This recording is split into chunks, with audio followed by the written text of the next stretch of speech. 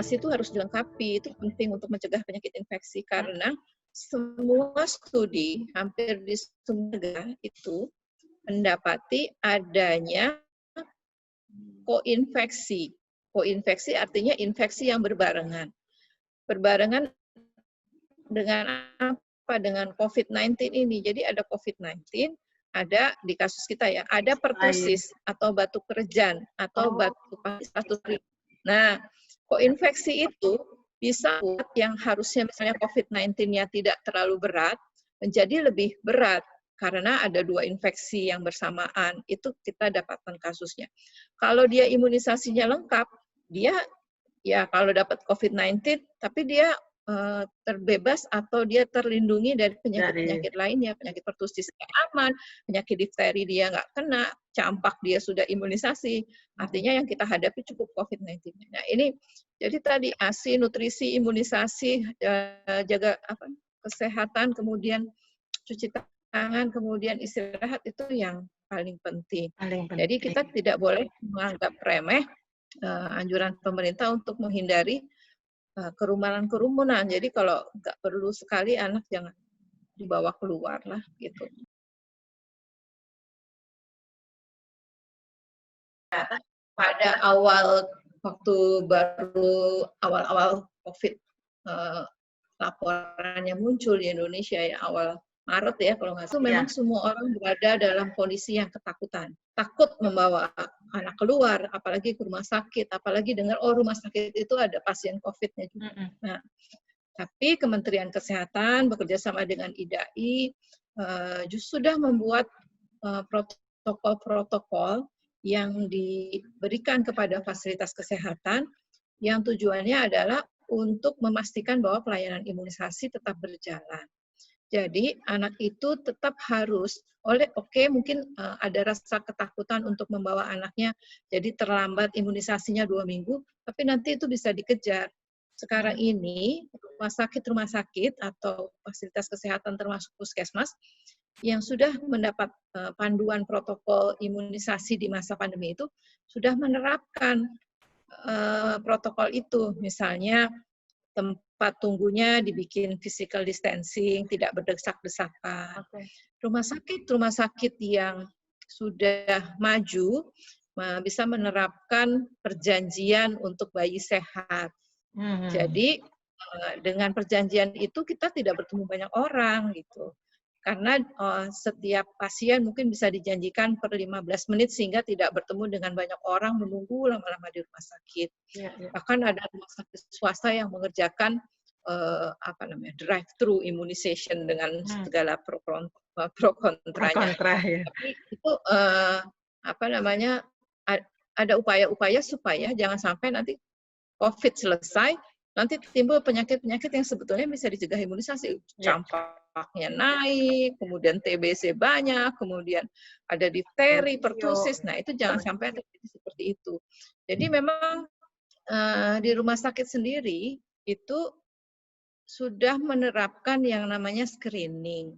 Jadi screening itu nanti dibedakan di pintu depan rumah sakit, apakah ini termasuk yang sehat atau yang ada gejala ke arah COVID.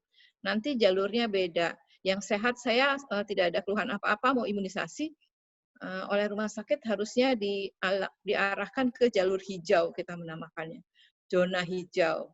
Zona hijau ini artinya zona orang sehat yang tidak ada pasien yang curiga ke arah COVID. Kalau dia ada batuk demam, maka arahnya berbeda ke zona merah. Itu rumah sakit yang sudah menerapkan protokol itu sudah sangat banyak. Jadi kita coba kenali, kalau bisa masuk ke website rumah sakit, bagaimana cara mereka meng-arrange untuk imunisasi pada ya justru itu, makanya perlunya kita pengaturan timingnya di rumah sakit, kemudian jaga jaraknya, karena untuk di bawah 2 tahun itu memang masker itu tidak direkomendasi karena bisa menimbulkan kekurangan oksigen pada anak yang belum bisa mengeluhkan sesak gitu.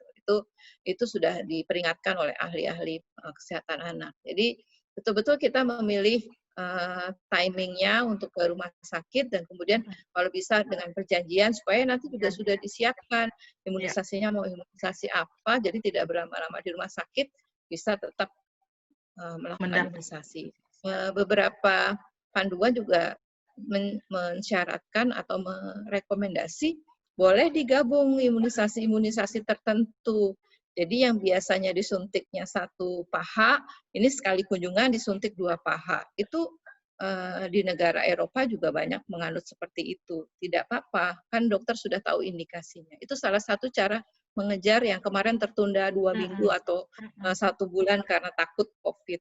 Menjadi anak yang menjadi anak sakit di era pandemi ini memang suatu hal yang sangat sangat dihindari, karena begitu ada keluhan demam atau batuk, maka pihak rumah sakit biasanya akan menanyakan hal-hal lebih jauh terkait adakah dia risiko untuk tertular COVID. Misalnya begini, anak saya sudah di rumah aja 2 bulan, nggak kemana-mana. Oke, tapi orang dewasanya ada berapa di rumah? Kemudian orang dewasa aktivitasnya bagaimana? Ya, ada yang misalnya orang tuanya termasuk yang risiko tinggi, seperti tenaga kesehatan kan juga risiko tinggi. Ya, anaknya di rumah tapi orang tuanya setiap hari ke rumah sakit karena tenaga kesehatan. Atau orang tuanya setiap hari masih harus bekerja yang menggunakan kendaraan umum. Anaknya juga termasuk berisiko. Atau kemarin ada anak yang katanya orang tuanya bekerja di Wisma Atlet, anaknya tertular mungkin dari orang tuanya. Anak harus dibawa ke pelayanan kesehatan. Jangan menunda hanya karena takut COVID. Ya, rumah sakit sudah punya mekanisme. Nanti kalau di layanan kesehatan, ini apakah anak sehat atau anak sakit? Kalau anak sakit, apakah sakitnya itu mengarah ke COVID atau ke bukan COVID-19? Kalau bukan ke COVID-19, maka dia akan dirawat di ruang perawatan biasa. Tapi kalau misalnya dia ada kecurigaan ke COVID-19, ya terpaksa harus diisolasi. Berdasarkan pengalaman kami di rumah sakit, kebetulan saya bekerja di rumah sakit rujukan, itu selama era pandemi ini jumlah kunjungan memang berkurang. Tetapi pasien yang datang dengan kondisi sakit itu seringkali sudah dalam kondisi yang berat. Karena apa? Karena terlambat dibawa ke rumah sakit. Kenapa terlambat di rumah sakit? Karena takut tertular COVID di rumah sakit. Tetapi akibatnya penyakitnya menjadi memberat di rumah, akhirnya waktu dalam kondisinya sudah parah. Padahal belum tentu sakitnya COVID dan belum tentu tertular COVID di rumah sakit. Jadi kita terlalu takut dengan hal yang belum pasti, tapi kita jadi istilahnya menunda pengobatan anak kita itu juga jangan. Karena kadang-kadang pada anak itu perjalanan penyakit bisa menjadi sangat cepat yang kita tidak sadari. Misalnya anak mencret atau diare, kita pikir diare biasa, takut ke rumah sakit. Lama-lama diarenya menjadi banyak, kemudian anak jatuh dalam keadaan dehidrasi, penanganannya tidak terlalu sulit, simpel mungkin dengan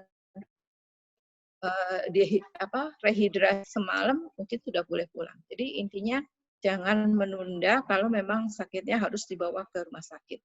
Organisasi profesi pada saat yang kemarin itu mengeluarkan tunda dulu ke rumah sakit kalau tidak kejang gitu ya. Artinya kalau kondisinya berat harus segera dibawa, tapi kalau yang ringan-ringan aja boleh ditunda. Tapi sekarang rumah sakit maupun pelayanan kesehatan sudah mulai menata untuk bersiap menghadapi yang namanya new normal era. Jadi sudah bersiap untuk menerima semua pasien kembali, termasuk pasien-pasien dengan kondisi sehat untuk imunisasi.